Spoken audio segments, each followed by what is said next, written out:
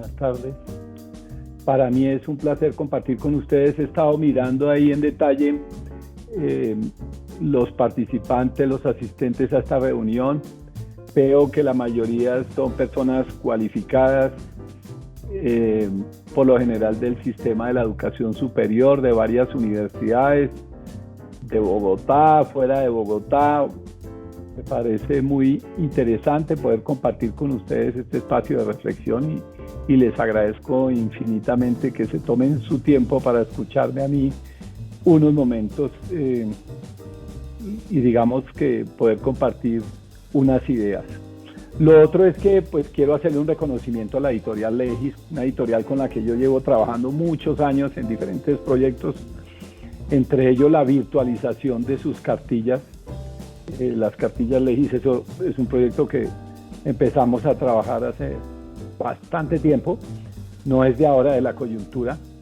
Y por supuesto mi reconocimiento muy especial a mi pupilo, el profesor Carlos, quien me ha invitado. Carlos Delgado ha sido muy amable, bondadoso, profesor del externado y trabaja en Legis, quien me ha invitado a expresar mi pensamiento aquí. Entonces mi reconocimiento, Carlitos, muchísimas gracias. Y al personal de Legis, desde aquí recuerdo a su fundadora, Tito Livio, que en su momento tuve la oportunidad ya en la parte final de su vida también de asesorarlo en algunos temas profesionales. Entonces, siendo así, voy a compartirles una presentación que es una guía, como para que no se me aburran y no se aburran, a propósito de la tecnología, no se aburran mucho de verme. Y la idea es que en cualquier momento, por supuesto, si ustedes quieren intervenir, quieren preguntar y demás, podemos volver esto un diálogo. Yo he preparado una pequeña presentación, no es muy extensa, pero la idea es que, digamos que sea podamos hacer una agenda.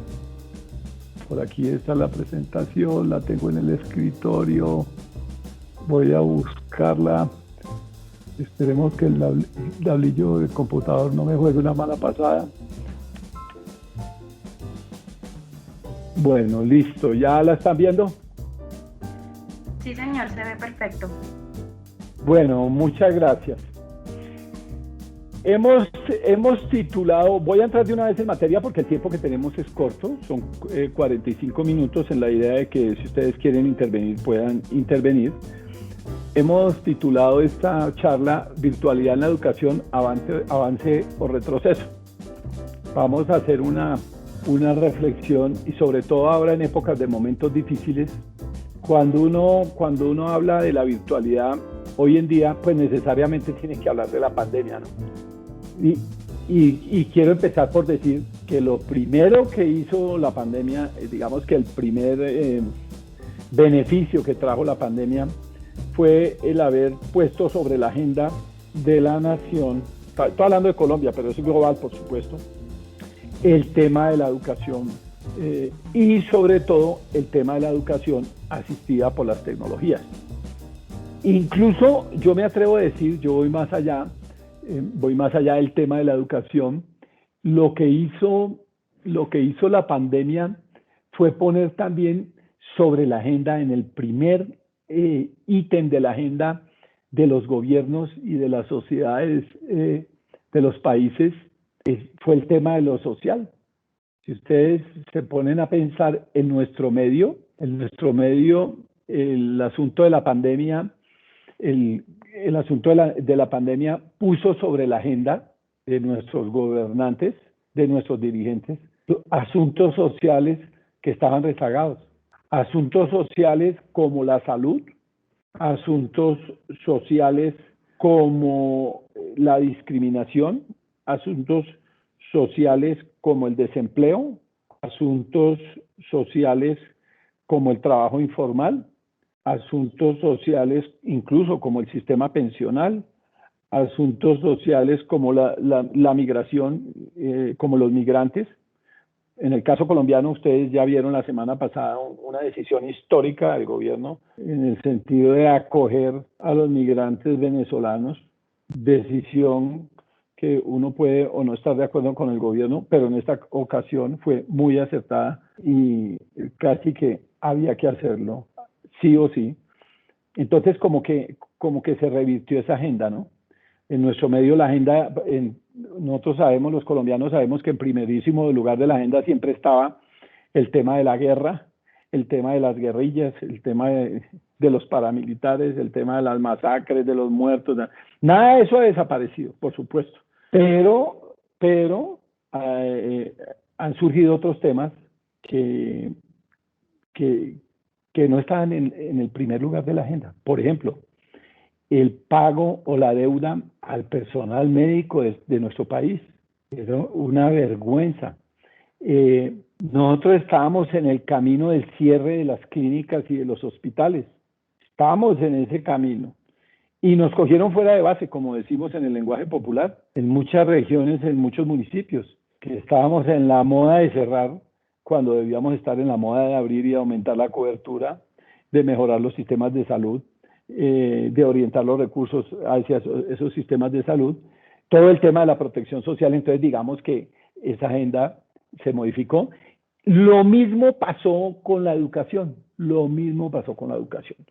puso la educación en la agenda de los colombianos y en la agenda global, y precisamente por eso estamos hoy reunidos aquí para charlar un poco de esa agenda de la educación.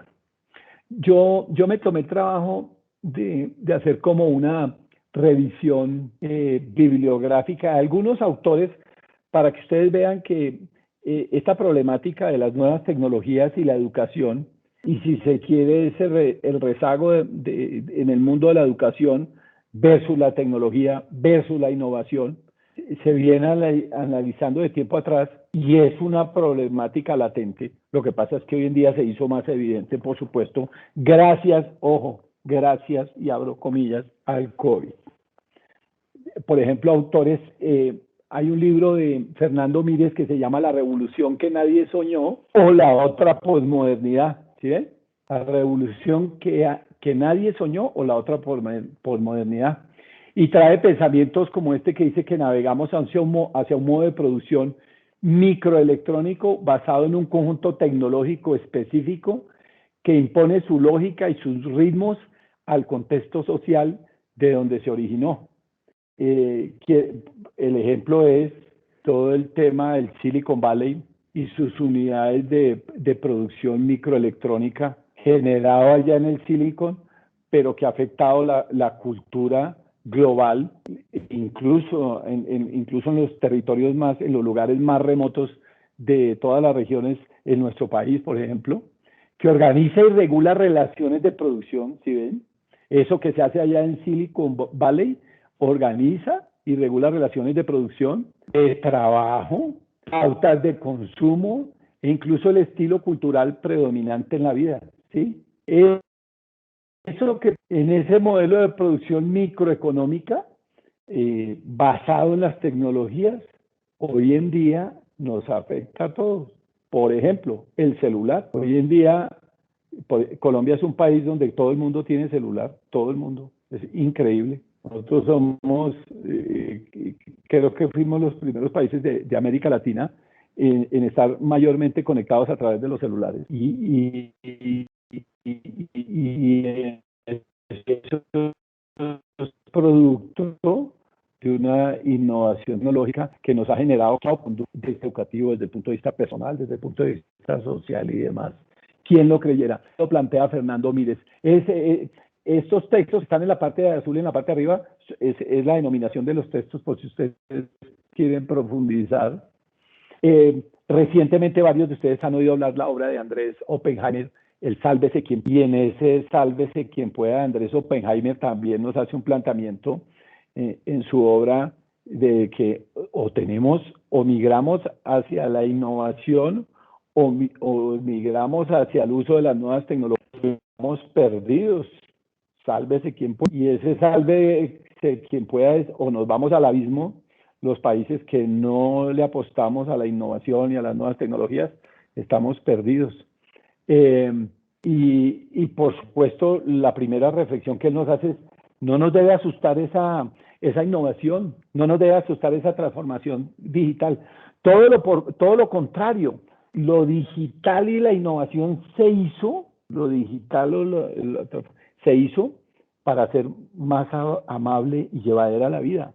Hay que volver la tecnología un espacio de democratización, un espacio de humanización y, por supuesto, de mejora en las condiciones de vida del ser humano. Pero no hay que pelear con la tecnología, porque si peleamos con la tecnología, sin duda alguna, vamos a desaparecer. Esa es la reflexión de Andrés Oppenheimer en su libro Sálvese, su libro rojo de Andrés Oppenheimer. Alvin Toffler, en su obra La tercera ola, que ya lleva rato, él habla del sistema educativo y dice que el sistema educativo está embalsamado, es unidireccional y se inspira en la era industrial. Sí que tenía razón Alvin Toffler, sí que tenía razón y tiene razón Alvin Toffler. Él en su obra hace una descripción maravillosa por allá del año 1800 en los Estados Unidos, cuando esos campesinos y cultivadores de la tierra en los Estados Unidos se oponían a que sus hijos se educaran. ¿Por qué se oponían a que sus hijos se educaran? Porque en el pensar de ellos, si un hijo se educaba, dejaba de trabajar la tierra. Entonces había, más o menos es, ¿para qué educamos a esos muchachos si no van a producir nada? Se van a llenar de saberes, pero no van a estar produciendo la riqueza que es la que nos mantiene y nos sostiene. Empieza haciendo esa reflexión por allá de lo que sucedía en el 1800 en los Estados Unidos. Y también posteriormente se empieza a hablar de la educación pensada sobre la disciplina industrial, ¿no? Y cuando uno habla de la disciplina industrial, ¿de qué está hablando? Del modelo fordista de producción. Y en ese modelo fordista de producción, todos ustedes saben que se habla de líneas de ensamblaje, o sea, en la producción en masa de carros, donde cada uno hace una parte del carro hasta la finalización del producto, que es un carro que sale andando en la Ford. Pero por supuesto que ese modelo fordista de producción se generalizó. Y entonces, ¿qué sucedió? Que nosotros, en la visión de Alvin Toffler, nosotros creamos escuelas que simulan fábricas, ¿sí? Escuelas que simulan fábricas. ¿Y qué pasa? Cuando uno dice que crea escuelas que simulan fábricas, pues diseñamos escuelas con horarios, con tareas, ¿sí? Con unos tiempos, con una productividad específica y determinada, y si se quiere, con una producción en línea, ¿no? Y que culmina en la entrega de unos diplomas. Que entre otras cosas, un paréntesis, los diplomas están mandados a recoger por fortuna. Hoy en día estamos hablando de un mundo en donde lo que uno busca del individuo es que la persona adquiera competencias, no que reciba un título. Y algunos directivos de universidades en especial se extrañan y se sorprenden cuando uno, como directivo también que ha sido, hace este planteamiento, pero de verdad nosotros que debemos pasar de esa etapa de la universidad industrial o de la disciplina industrial o de las universidades que fueron pensadas, incluso los colegios, por supuesto, los colegios, las escuelas, de formar a un individuo como una unidad de producción versus, más bien, formemos un individuo que piense, formemos un individuo que haga trabajo en casa, formemos un individuo que innove, formemos un individuo que sea creativo y sobre todo formemos un individuo que sea feliz. Entonces, la idea es que, por ejemplo, en esta misma línea, recojo un pensamiento de Bill Gates del año pasado. Dice a Bill Gates, le preguntan que si hay que cambiar el sistema educativo. Y Bill Gates dice, no, No hay que cambiar el sistema educativo. El sistema educativo lo que hay que hacer es que reemplazarlo. Y uno se pone a pensar y de pronto lo que hay que hacer es eso, reemplazar el sistema educativo. Porque el sistema educativo, visto como nosotros lo veíamos, ya colapsó. Yo el año pasado estuve visitando el Tecnológico de Monterrey, una de sus sedes del Tecnológico de Monterrey, que es una gran universidad privada, maravillosa Universidad del Tecnológico de Monterrey. Y ellos estaban en un proceso de transformación y me sorprendió mucho ver que una universidad como el Tecnológico de Monterrey estaba modificando sus programas, estaba haciendo un proceso de transformación en la pedagogía, cambiando incluso el diseño del aula, cambiando las dinámicas de la clase. Ya no es el mundo de sillas y el profesor al frente, más bien espacios abiertos de grupos cortos, con salas de reuniones, con dinámicas utilizando tecnologías, conferencias, seminarios, charlas en espacios diferentes al aula. Hemos dicho, con toda una serie de dinámicas que rompen con el esquema tradicional, con inserción en el sector real, con prácticas, bueno. Y resulta que esa transformación pedagógica, uno pensaría, la primera pregunta que hice yo cuando visité el tecnológico, les dije, bueno, y entonces, ¿cómo es el régimen de transición? Pues, porque uno dice, bueno, el régimen de transición es que están generando, como acostumbramos a hacerla todas las universidades, estamos generando un nuevo producto, un nuevo programa, pero entre tanto, pues siguen con los registros que tienen, ¿no? Porque ¿qué van a vivir? Pues no, señor.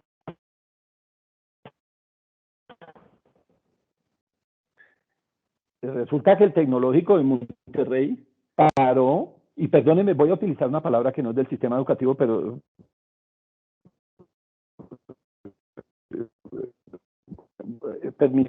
pararon su producción, o sea, dejaron de ofrecer los programas que estaban ofreciendo y dijeron, no vamos a ofrecerlos más, vamos a cambiarlos, ojo, no a transformarlos, a cambiarlos en su integridad, y cuando salga el nuevo programa, los nuevos programas, que incluso no necesariamente son las mismas titulaciones, los estudiantes que vengan al tecnológico, al TEC, ingresarán a esos nuevos programas.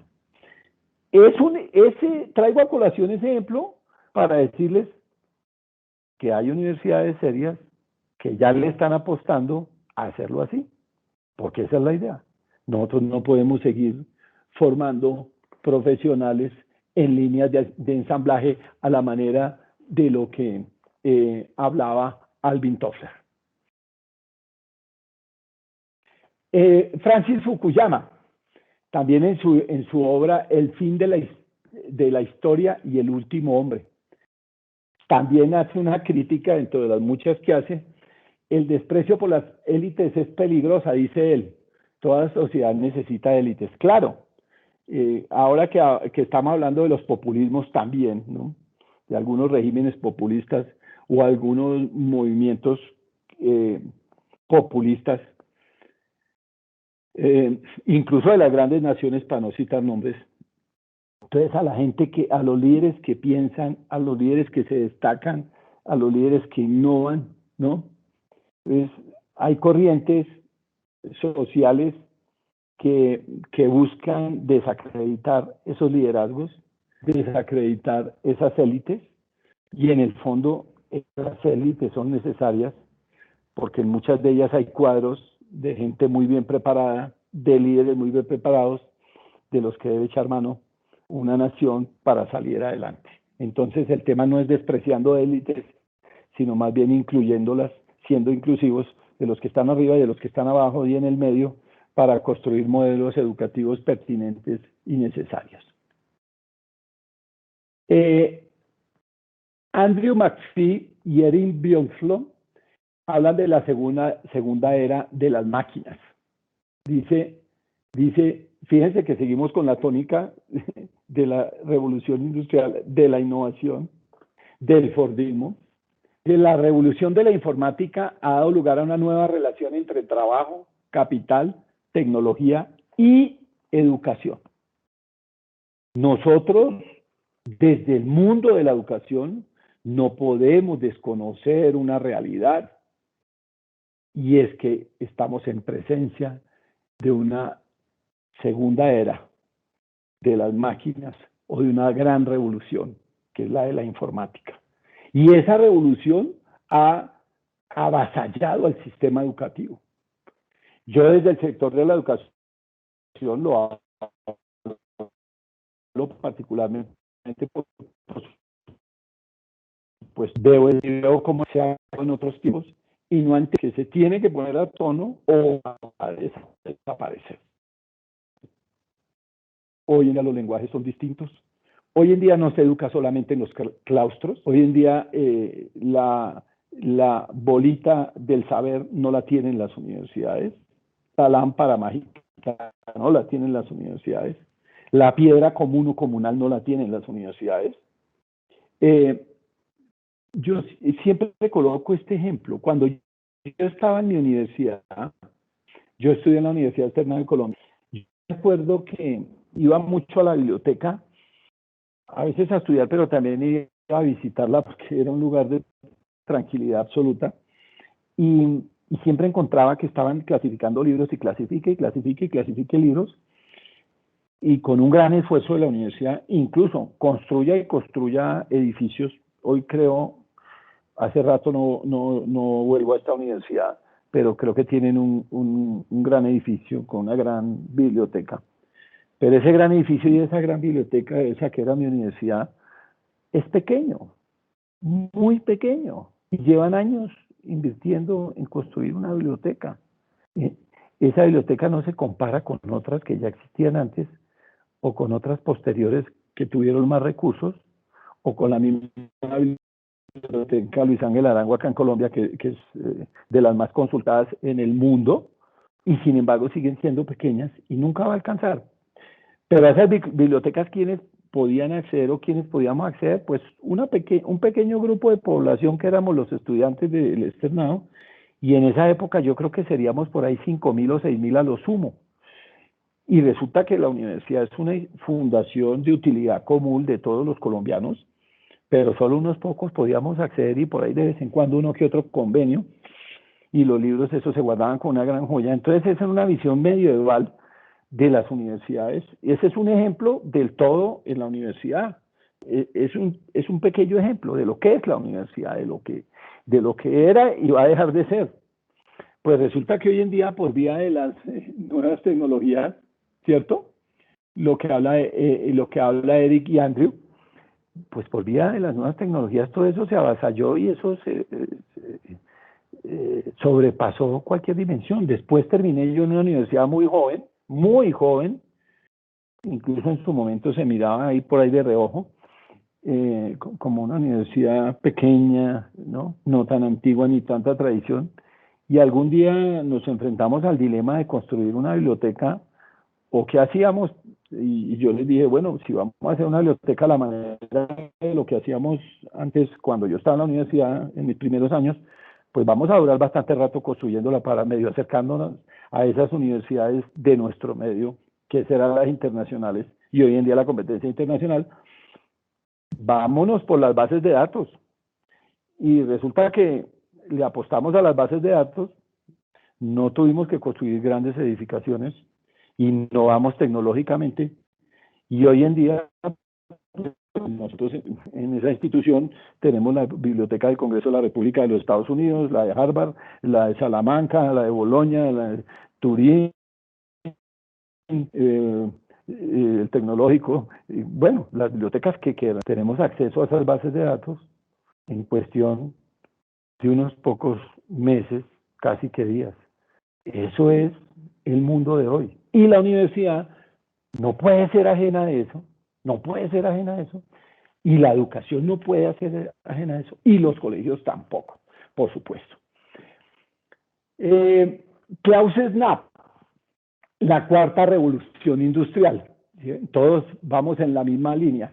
Dice que hoy existe la responsabilidad de brindarle a los trabajadores habilidades que necesitan para tener éxito en el futuro.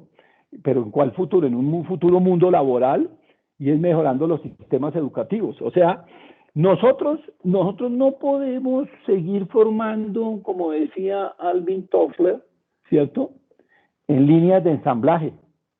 Nosotros tenemos que orientar en innovación, es más, acompañar al estudiante, no, más que orientar, acompañar al estudiante para que el estudiante construya su propio discurso, y afortunadamente el estudiante de hoy tiene un acceso a sistemas de información enormes que le van a permitir poderlo construir con el apoyo y el acompañamiento de nosotros. Aquí, digamos que hasta aquí una gran contextualización, y finalizo con un libro recientemente publicado, creo que eso salió la semana pasada o antepasada, de Moisés Wasserman, quien fue rector de la Universidad Nacional, un científico que muchos de ustedes conocen, donde hace una reflexión sobre la educación en Colombia. Y entonces, ahí ustedes pueden ver que coloco un dron porque ya es hora de que la educación en Colombia empiece a tener una visión moderna, contextualizada,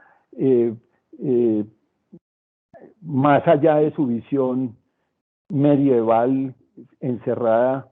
Antiguamente en las universidades, decía el padre Alfonso Borrero, ese gran tratadista de la educación superior, que las universidades y las iglesias se parecían mucho, eran las dos instituciones más conservadoras dentro de una sociedad, y sí, las universidades tenían eso, ¿no? Entonces las universidades no sentaban las manos, las universidades estaban en otro lado, y los universitarios, y ese mal que en su momento de pronto le funcionó, precisamente con esa visión medieval, de guardar el conocimiento, conservarlo para las próximas generaciones, eso ya no, eso está mandado a recoger. Y incluso la industria vista en la concepción de hoy, lo avasalló. Las grandes empresas avasallaron ese sistema educativo nuestro y las universidades, y por supuesto el llamado es a que la universidad se repiense en el entendido de que la universidad y en particular la educación desde la primera infancia, pues es el cimiento de la sociedad, y yo me atrevo a decir del Estado. Si uno mira la Constitución, está fundada en eso también, está fundada en el trabajo, dice, pero por supuesto en la educación de los colombianos, y es la única tabla de salvación que nos va a sacar adelante. Finalmente concluimos entonces para decir que navegamos en una educación hoy en día es construida o sostenida mejor en una economía de datos. Ya estamos hablando de sistemas de información, de microdatas, macrodatas, de conexiones, de enlaces, de vínculos, de tecnología, de innovación, de sistemas de comunicación, y en el fondo es una gran del conocimiento y del saber. Ahora bien, todo esto también para hacer un gran llamado y decir, bueno, estamos obligados a reinventarnos o reinventarnos desde diferentes perspectivas, y entonces hay que empezar desde la educación de la primera infancia para pasar por la media, llegar a la educación superior y, por supuesto, fortalecer un concepto que no es ahora innovador, que está presente. Antiguamente las universidades uno iba a Harvard y en Harvard visitaba las facultades, la ingeniería, la de derecho, su gran escuela de educación, la de gobierno, la John F. Kennedy y demás. Y por allá había unas oficinitas, no hace mucho, unas oficinas que eran como de educación continua. Y eso para quién era, no, eso es para los señores, ya para los pensionados y para las personas. Esa visión de educación para toda la vida cambió, porque hoy más que nunca está vigente el concepto que siempre ha existido, de que uno sale de la universidad, pero sale a aprender y tiene que seguir estudiando durante toda la vida. Y el compromiso de la universidad es acompañar a su graduando en todo su proceso por toda la vida. De hecho, dentro de los pilares de la universidad, desde sus orígenes en la Edad Media, por allá en Bolonia y Salamanca, está que se compone de los estudiantes, de los docentes y de los egresados. Los egresados son la universidad, no son un producto terminado, son la universidad. Y es más, el componente de medición son los egresados. Entonces es un elemento fundamental. Y al margen de eso, pues la educación es para toda la vida. Entonces los procesos de formación en que se piense la universidad deben ser para toda la vida. Máxime hoy vistos en un mundo donde la tecnología cambia cada segundo, cada minuto, y la universidad no se puede rezagar, ni sus graduandos, ni la comunidad a la que pertenece. Recientemente se hizo un estudio en la ciudad de Bogotá, a propósito del COVID, relacionado con la educación y la tecnología. En ese estudio se pudo evidenciar lo que ya todos sabíamos. Como ustedes saben, Colombia ocupa un primerísimo lugar en los índices de inequidad en el mundo desde hace rato, y esos índices de inequidad sí que se ven reflejados en estas cifras. Por ejemplo, en ese estudio que se hizo sobre Bogotá recientemente a propósito de la pandemia, 9 de 10 estudiantes de los estratos 4, 5 y 6 cuentan con internet de alta velocidad. 9 de 10. En cambio, 5 de 10 en los estratos 1 y 2 cuentan con internet de alta velocidad.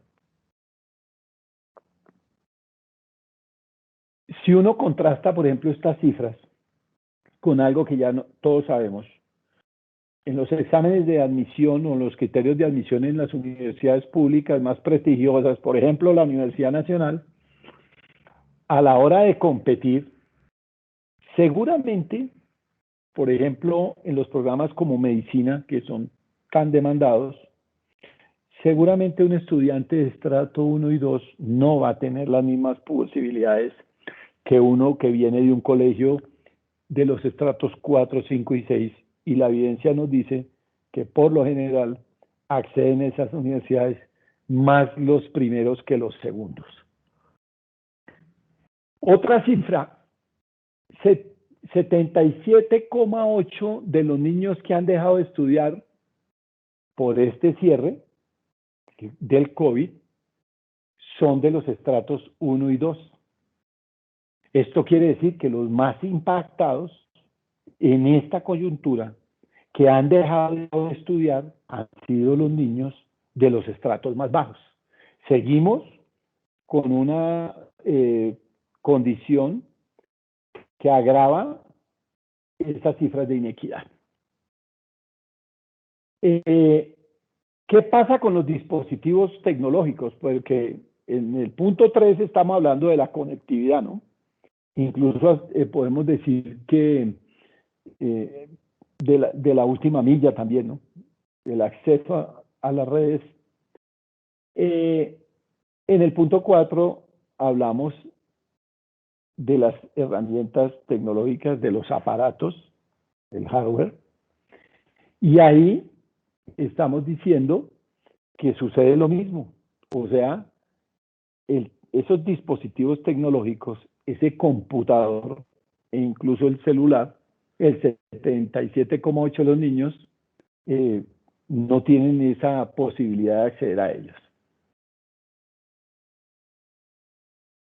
Y otra condición, sumado a esto, hay una postura, no la estoy criticando, del gremio de los docentes del sector público, que dice que no hay una condición, FECODE, no hay una condición que permita garantizar la salud de sus profesores y de los muchachos en los colegios públicos en esta coyuntura del COVID. O sea que, papios de colmos, están cerrados. Miramos, eso fue en el consolidado nacional, perdón, distrital, Bogotá. En el nacional, hoy en día tenemos el 50% de conectividad en zonas rurales, ¿sí? Y en ese 50% de las zonas rurales, la conectividad está entre el 0 y el 20. O sea, seguimos mal de conectividad. Y en el 98% de los municipios, fíjense, esta cifra es del punto 2, la traigo a colación con relación a la postura de FECODE.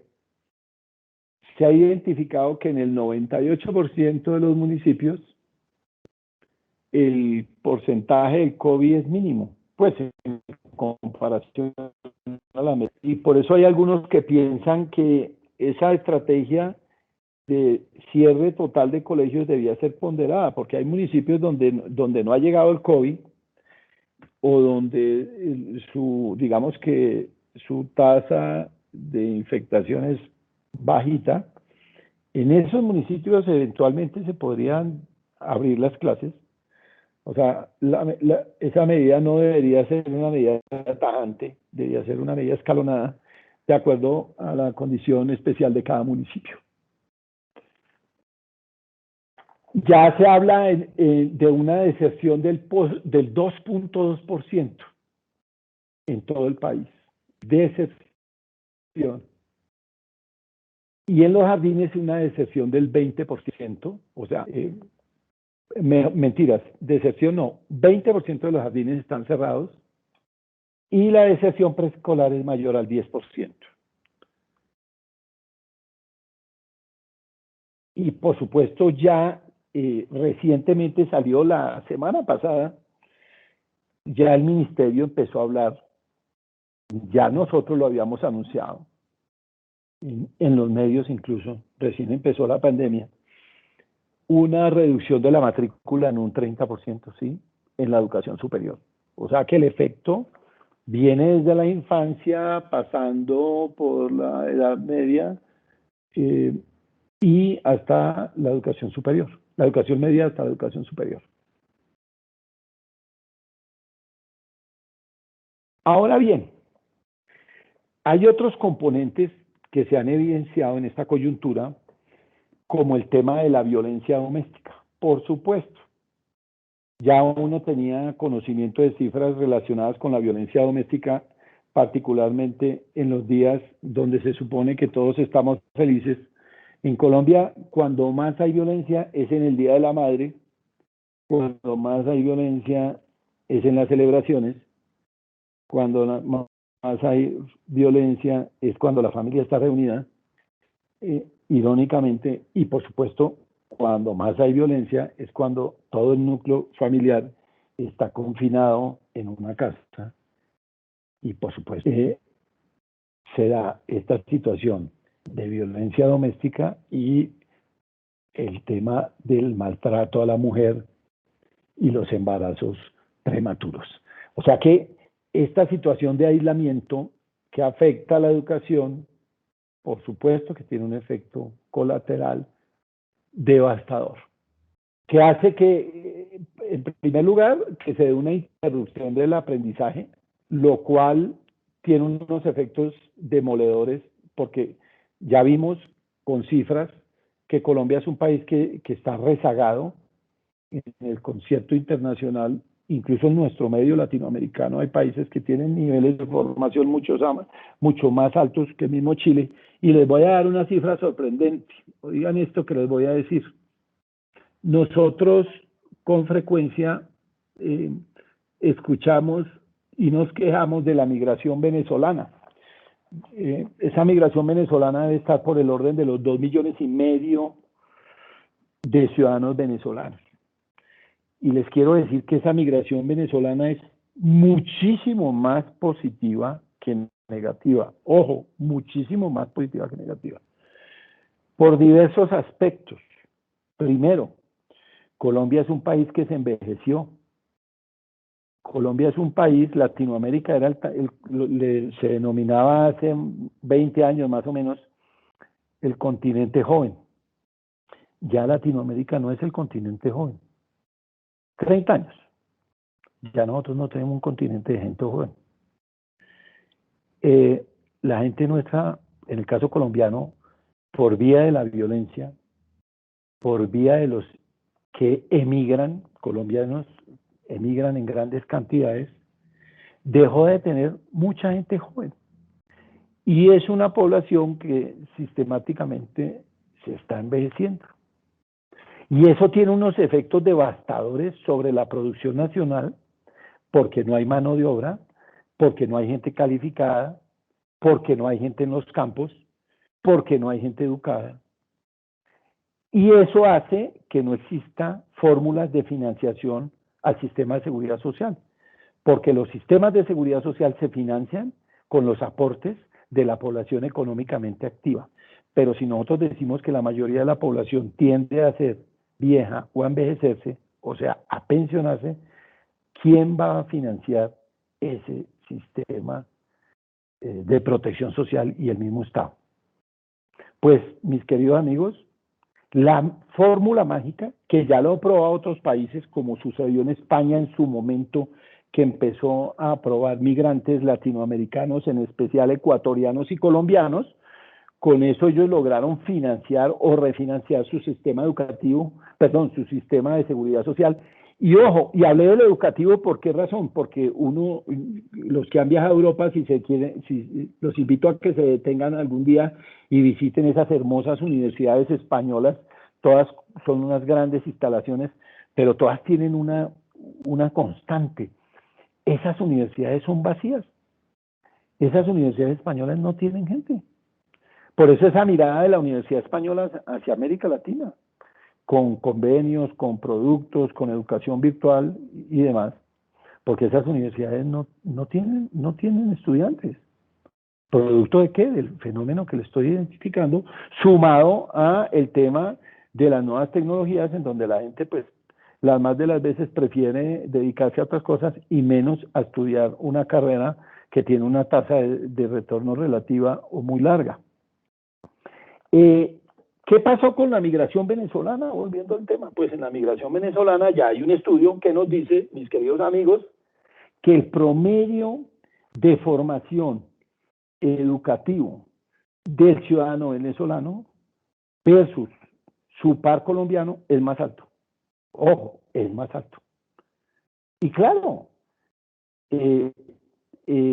Venezuela por muchos años en su prosperidad invirtió en educación, en grandes escuelas de formación, por ejemplo en temas de música, nacionales e internacionales. Venezuela era un país lleno de escuelas de música. Y si uno habla de escuelas de música, pues está lleno de matemáticos. Si la memoria no me falla, el rector del MIT hoy en día es un venezolano. Cuando uno va a Harvard, a la escuela de educación, o las escuelas, en particular la escuela de educación de Harvard, está regentada por profesores venezolanos. O sea, el tema de formación, Venezuela en su momento hizo una gran inversión.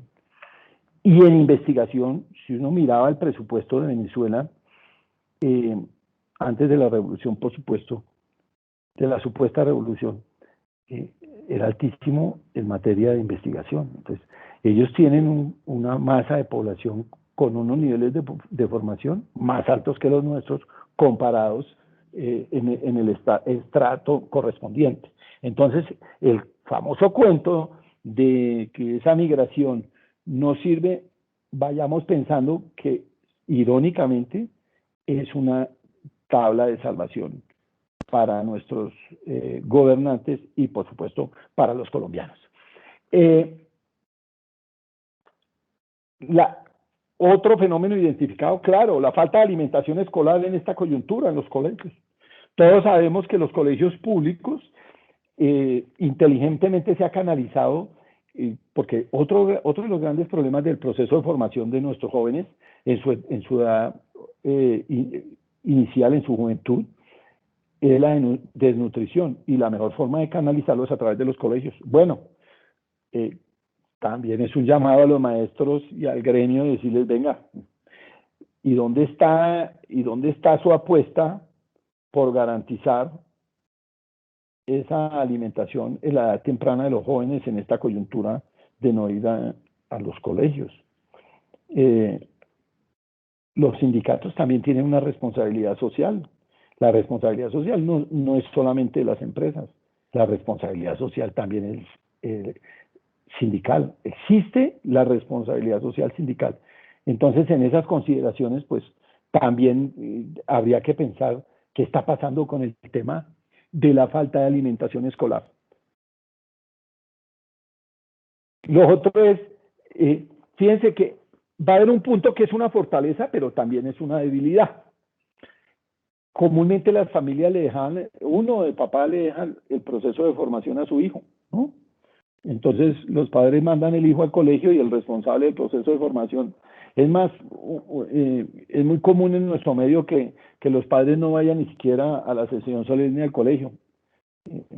Prefieren hacer otras cosas, irse a jugar fútbol o tomar trago con sus amigos, pero no van al colegio. Rara vez uno ve, y desafortunadamente en los estratos bajos es más común, los padres involucrados en ese proceso educativo de los muchachos. Entonces, si usted une estos elementos en la primaria, la educación básica, pues es una bomba de tiempo.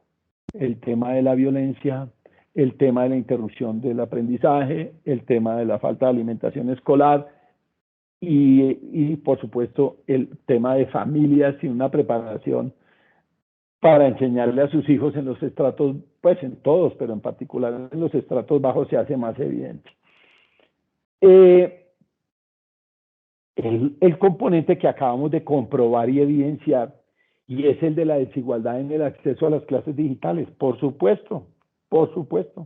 Si no hay conectividad, imagínense una casa de familia con un computador, papá, mamá, hijos, y fuera de eso, los hijos en diferentes niveles de educación, de formación, y los padres, cada uno con su trabajo, con un solo computador, la cosa se complica. Y por supuesto, todo esto ¿a qué ha conducido? Pues al abandono escolar. Ese es el panorama que tenemos hoy en día en la educación colombiana. Esa es una triste realidad.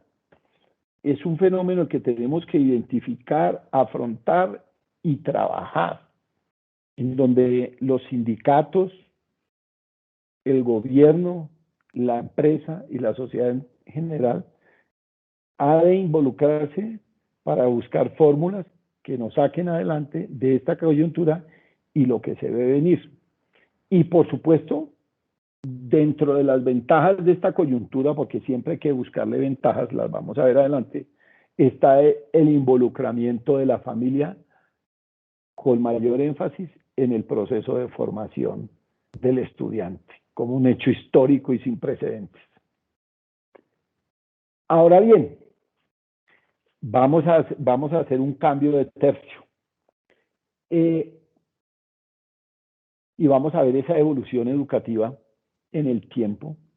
Nosotros tradicionalmente, como vimos estos autores que analizamos, nuestro sistema educativo estaba basado en la presencialidad, ¿no?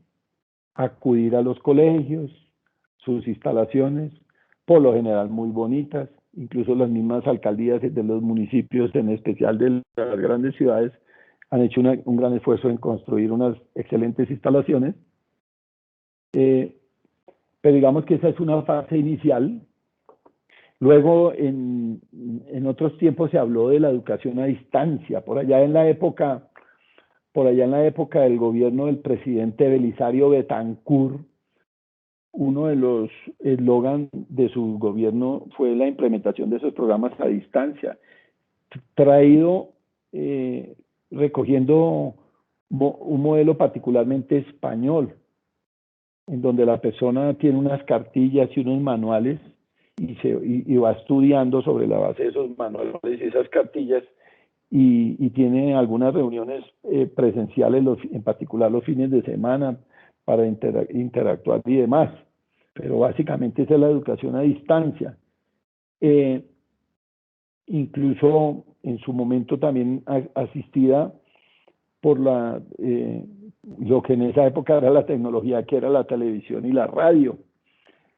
Pero digamos que eso a grandes rasgos fueron momentos de la educación, que cómo va evolucionando.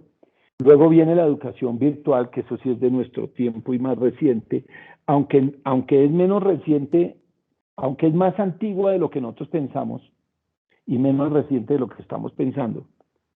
Ya las universidades europeas desde hace rato vienen ofreciendo educación virtual, incluso colegios también.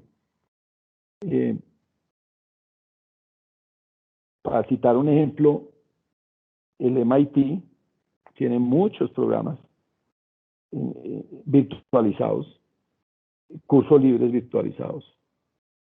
Harvard, por supuesto, el TEC de Monterrey, que es presencial, no, o sea, el TEC no es una institución virtual, es presencial, lo que pasa es que es fuerte en la virtualidad. Salamanca y demás, hace mucho rato. Y la educación virtual, pues ya es otro tema, que es la educación mediante el uso de las tecnologías, utilizando una diversidad de componentes y de dinámicas que implican un proceso de construcción colectiva previo, análisis, debates, elaboración de documentos, manuales, cartillas, uso de dinámicas en el aula, MOOCs, videos, teleconferencias, aulas de discusión, actividades crónicas, actividades asincrónicas. O sea, es un conjunto de dinámicas lógico, conceptualmente diseñado ab inicio. O sea, cuando uno habla de educación virtual, no es sentarse y prender un computador como lo que yo estoy haciendo hoy. Esto no es educación virtual. Esto es una charla con un computador, mediando la tecnología, utilizando las redes y no más. Pare de contar. Un profesor haciendo una disertación y ya. Sigue siendo un monólogo que tiene algunas interacciones. Pero en cambio la educación virtual tiene un componente que es mucho más complejo, que es pedagógico, andragógico, que hace que el estudiante participe, que el estudiante construya, y es un sistema en donde no está basado en la enseñanza, está basado en el aprendizaje, y está basado en la autonomía del estudiante, y está basado en la construcción de un saber de cada uno. Entonces, cuando uno habla de educación virtual, tiene que entender que es una gran complejidad, y cuando uno habla de educación virtual, tiene que entender que Colombia está rezagado en materia de educación virtual. No está rezagado, está muy rezagado. Aquí estábamos en pañales en materia de educación virtual, con un agravante. Todo el sistema educativo colombiano miraba con recelo la educación virtual. Y con otro agravante, las universidades que se dicen de postín en nuestro medio son las que más han despreciado hasta la fecha la educación virtual. Digamos que es otra característica, públicas y privadas, que hay que tener en cuenta. La educación mediada por las tecnologías es esta que estamos utilizando ahorita hoy en esta charla. Esto es una educación mediada por las tecnologías.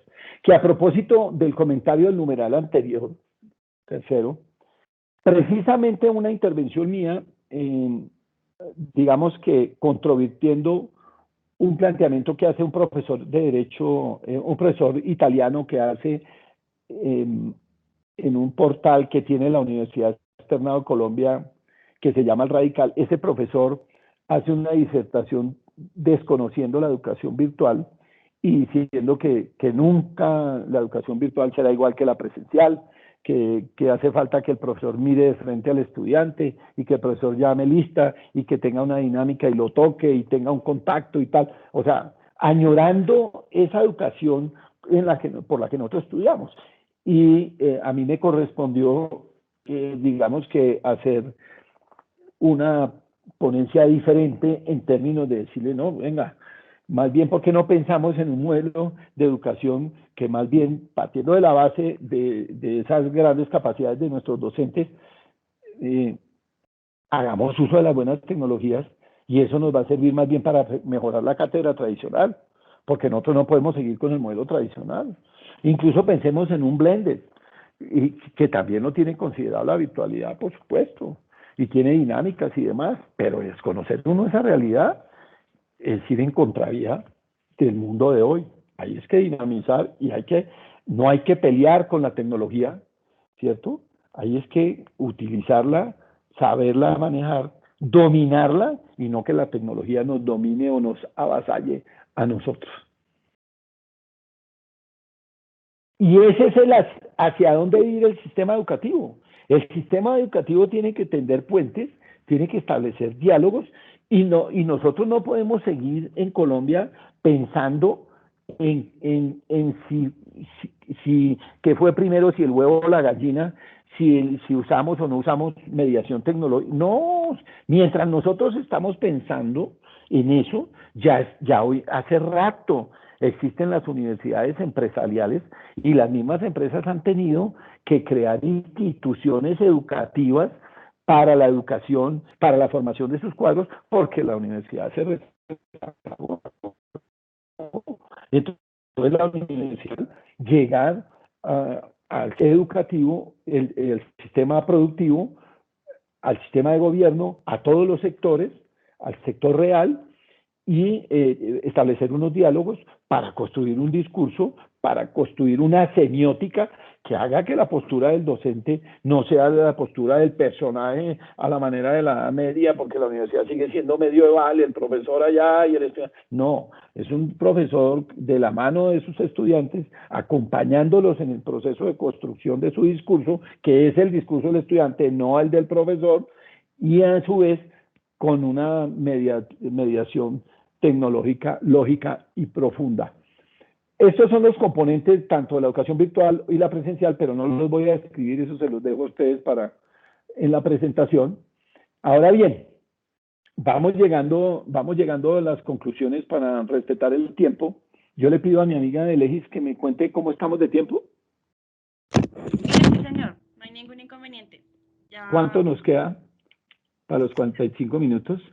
Ya son las 4:07, pero podemos dar pues para que el tiempo para que termines y...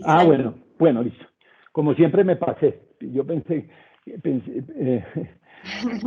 sabía que me iba a pasar, pero bueno.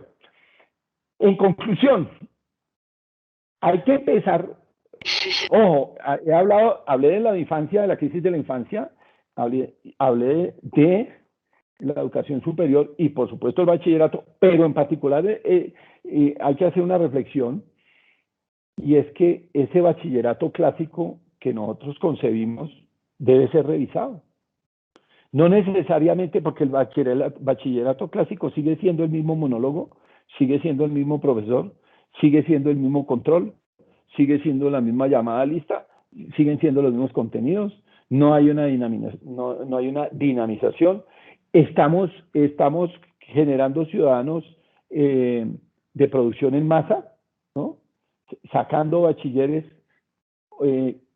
con una misma formación uniforme, si se quiere, cuando de pronto lo que hay es que repensar el bachillerato. Y hay que repensar el bachillerato y repensar los bachilleres. Por ejemplo, ¿quién dijo que todos los bachilleres somos iguales? ¿Por qué salimos? ¿Por qué nosotros tenemos el mismo nivel de formación? Por supuesto, existe el bachillerato clásico, incluso en su momento todavía existen colegios que forman para licenciados, ¿no? Pero, y algunos colegios, como por ejemplo el INEN en su momento, que formaba profesionales más hacia el sector de la industria, del sector de la producción. Bueno, yo creo que nosotros tenemos que hacer una revisión de nuestro bachillerato y no puede ser un bachillerato clásico generalizado, sobre todo en un país como el nuestro, porque nuestro país deriva su riqueza solo de la explotación de los recursos naturales. Y por supuesto, deriva su riqueza solo de eso, porque solo eso hacemos. Pero ¿por qué no empezamos a formar jóvenes en las tecnologías, tanto que les gusta a los jóvenes, que desayunan, almuerzan y comen? Pues empecemos a prepararlos y orientarlos por ese camino desde un principio, a muchos de ellos que tienen, como Irlanda en su momento, que era el último de la cola en Europa, Irlanda. Irlanda se dedicó a la elaboración, a la construcción de software y llegó un momento en que ocupó primerísimos lugares en la economía europea. ¿Y por qué? Porque le apostaron a otro ciudadano y por supuesto a otros modelos de producción que no son necesariamente la explotación de los recursos naturales. ¿Por qué no pensar en un proceso de formación de profesionales ambientalistas, pero desde el principio, que se vayan por ese camino? ¿Qué hacemos nosotros con un bachillerato clásico? ¿Qué hacemos nosotros formando poetas o literatos? O no sé. Hay que pensar en diferentes bachilleratos y hay que pensar en diferentes inteligencias eh, o en inteligencias múltiples, como dice el tratadista, porque la manera de mirar el mundo y el mundo de hoy tiene muchas aristas y no podemos seguir nosotros con ese proceso de formación tradicional. Hay que romper esos esquemas. Ahora bien, para finalizar, como todo en la vida tiene temas positivos, pues hablemos de lo positivo de la coyuntura. El primero, el fortalecimiento de la autonomía de los estudiantes, claro. Aquí sí o sí le tocó al estudiante trabajar solo, defenderse con las uñas y ojo, y al docente, a nosotros mismos. Muchos de nosotros le teníamos miedo a esto, a sentarnos a un computador. Es más, nos negábamos a sentarnos frente a un computador. Y eso no, y es que yo tengo que mirarle el iris al estudiante y todas esas cosas. Eso, gustenos o no nos gusten, cambió. Y el país cambió, el país estaba rezagado, nuestra dirigente estaba, el país avanzó, se calcula que en materia de, digamos, que de educación en el uso de herramientas tecnológicas, avanzó 20 años, 20 años.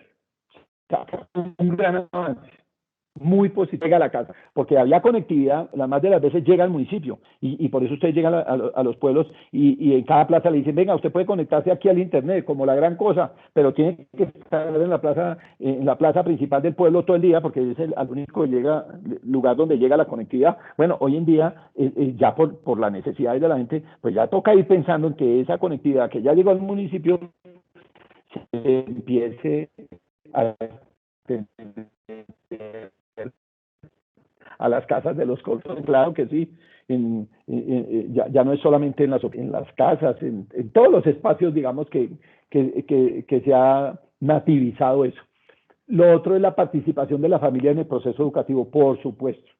Siempre los docentes se quejaron de ese distanciamiento que hay de los padres en ese proceso de formación de sus hijos, sí, compromiso de los padres por fuerza, por supuesto con las debilidades que planteamos anteriormente, particularmente en los estratos bajos. El surgimiento de nuevas pedagogías y didácticas, ¿sí? Nos cambió el chip y empezamos a utilizar la tecnología, empezamos a dinamizar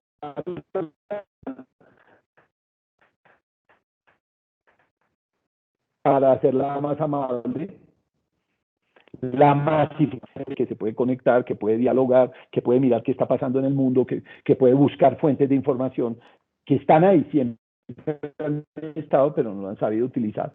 Y por supuesto, una nueva mirada hacia al papel de la ciencia en el contexto de nosotros, porque nosotros estamos muy rezagados en materia de ciencia e investigación, y aquí hemos descubierto en este escenario que Colombia sí o sí tiene que hacer una gran apuesta en materia de innovación de Ciencia y Propósito es un ministerio de reciente creación.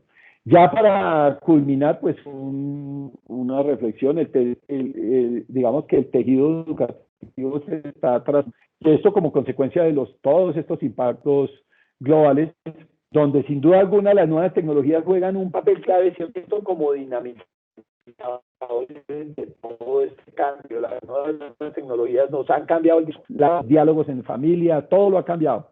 Y en este contexto educativos que imperaban hasta nuestros tiempos, tienen que repensarse y tienen que ver unas nuevas formas de trabajar para llegar a los objetivos, a ser felices. Muchas gracias.